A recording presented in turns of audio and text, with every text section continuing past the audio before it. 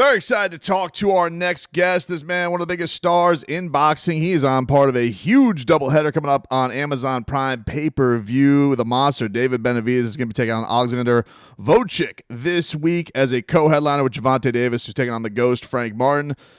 David, thanks for the time again, man. Really appreciate it. Oh yeah, thank you for having me on, bro. I really appreciate it as well. I want to ask you this, man. All right, I saw you. You're flying from Miami over to Vegas. As a new adopted South Floridian, how into the Florida Panthers Stanley Cup final are we into now? Have you adopted the teams yet? Are we getting to that kind of loyalty? The loyalty is there, but I haven't adopted the teams yet. I just went there, did my training camp, but when I get back, I'll get more in tune with all the sports and all that. We will get you. We will get you fully. We'll bring you to the studio one day. We'll bring you up to speed on everybody. Has David Benavidez ever thought how good a fighter I could be on skates? Because the fight game in hockey is pretty strong, and I wonder how the monster would fare if they had to put you on ice. To be honest with you, I don't do good on ice. I don't do good on rollerblades. So moving around it kind of be hard, but the fighting part, I got that done. Absolutely, you do, man. So, Usyk, what do you make of him and your lead up to this? This big opponent. You're going up a weight class. He's been at the top of this weight class. What do you want to prove against him? Like, what are the things that worry you about him as an opponent? To be honest with you, nothing worries me about him. I'm just more prepared for all the stuff that he could do. You know, I'm prepared for his strengths. I'm prepared for his weaknesses. I actually sparred him when I was 21, and that went great. You know, we had a great sparring session. I beat him up pretty good. But, you know, I'm not taking nothing from that sparring session. I'm thinking that this is the best Alexander Usyk that is possibly going to be in front of me. And having that thought in my head, I prepared very well for this camp.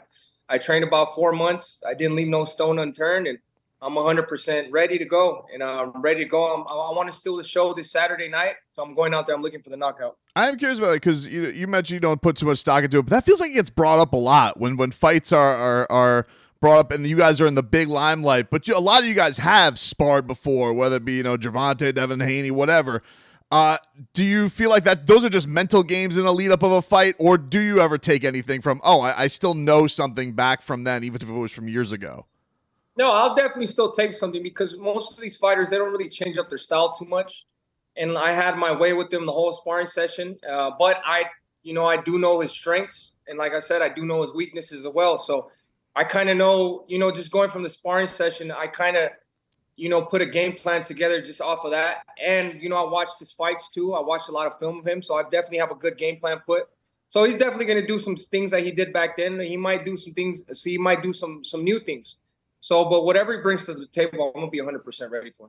What's been the biggest difference for you in this camp now that you don't have to get down to 168? Like diet, endurance, strength, like how do you feel just physically? So I feel great. The training camp was tremendous. It's just the only difference is that I don't got to lose 7 extra pounds. So that's that's a big plus for me, and I'm very happy about that. What do you think is do you feel like is endurance going to be the biggest thing? Is it going to be your strength? What do you think is going to be the biggest payoff of that?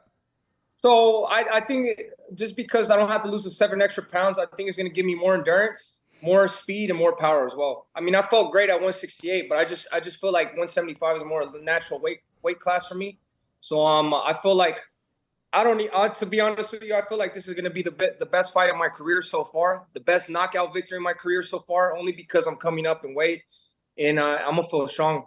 I feel extremely fast, extremely strong. So I can't wait to put that to the test on Saturday. Yeah, because I'm thinking about that. Like you with more endurance seems even scarier because you already have like you're always like it feels like you let guys wear each other out and then you're just buzzsawing, and by the time it's getting to like 7, they're done because you've starting to wear them down. I can't even imagine what a more endurenced David Benavidez could be like.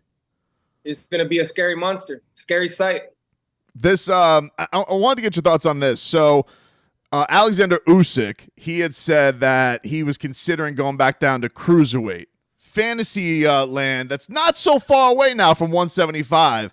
Would that ever tickle your fancy? A matchup against Alexander Usyk coming back down in weight, because that would be, I mean, a super fight. I don't know, much about the cruiserweight, but a David Benavidez jumping weight classes to take on Usyk. What kind of a matchup do you think that would be like?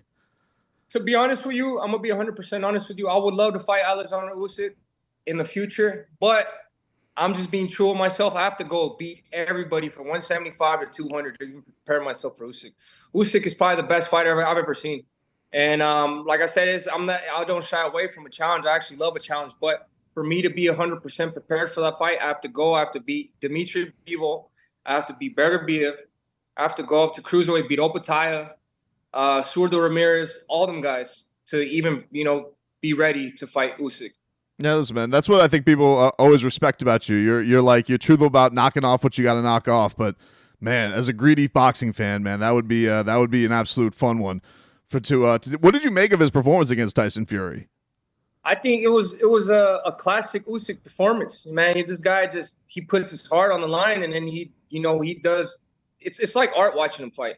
Honestly, he just has the angles down. Everything he does is amazing, and but hats off to Tyson Fury. Tyson Fury gave him a hell of a fight too, and it was a close fight. But like I said, Alexander Usyk, he fights with his heart, and he goes and gets the victory. Now, another guy who's an artist is Roy Jones Jr. I saw that you had him down by the Miami gym. I don't know if you've gotten to work with him in the past or whatnot, but that must have been pretty cool if you haven't. Like, what was that experience like? Yeah, that was basically an experience I cherish for the rest of my life. I remember watching Roy Jones when I was 3 years old, and even till now, I still watch him. Even when I'm 27 years old, I never stopped watching Roy Jones for motivation, and just having him there, and then him just being super cool and super humble and really teaching and really loving.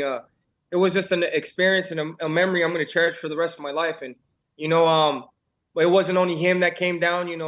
We had that great experience with him. We also had Guillermo Rigondeaux.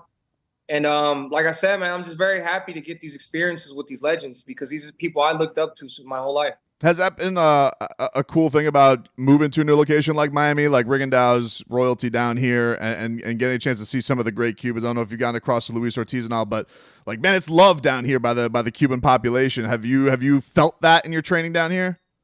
No, yeah, definitely. They show a lot of love, man. And I feel like this Miami is just something different. It feels different in Miami. You just feel like, you can make anything. You can make anything come true in Miami. It's just the vibe there. Everybody's just so cool and loving, and it just gives you that much motivation to go that much harder every single day.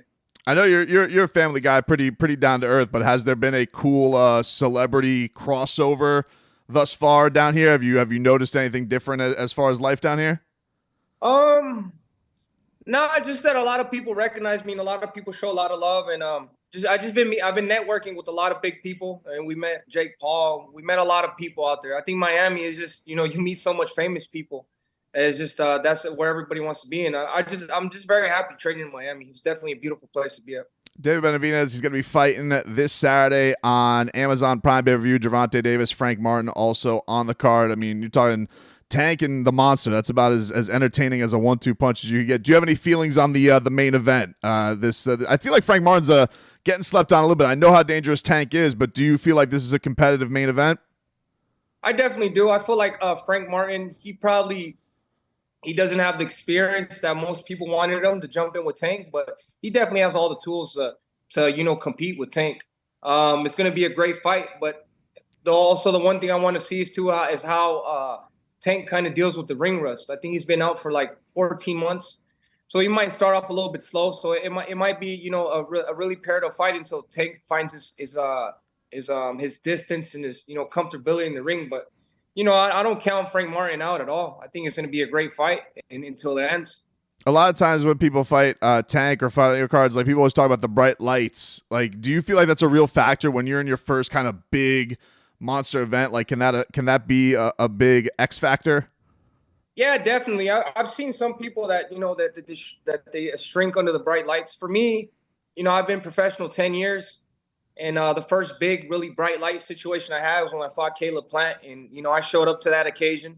Fast forward to Andrade, we showed up to that occasion. So I feel like either you're just a person that shows up under the bright lights, or you're not. Recently in your gym, Teofimo Lopez, he's getting ready for his card down here. What does he look like so far in the gym coming over to your training facility? Oh, so Teofimo Lopez is a great dude, man. He's a great fighter as well. We're very excited for his fight. He's very talented. I think he's a 2-time undisputed champion. Not even that much people even get to one undisputed champion. So he's definitely going to have a great fight. He's looking really good.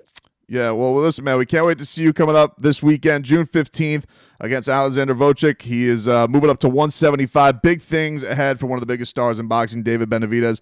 Hey, appreciate the time, man. We're looking forward to it. Thank you, brother.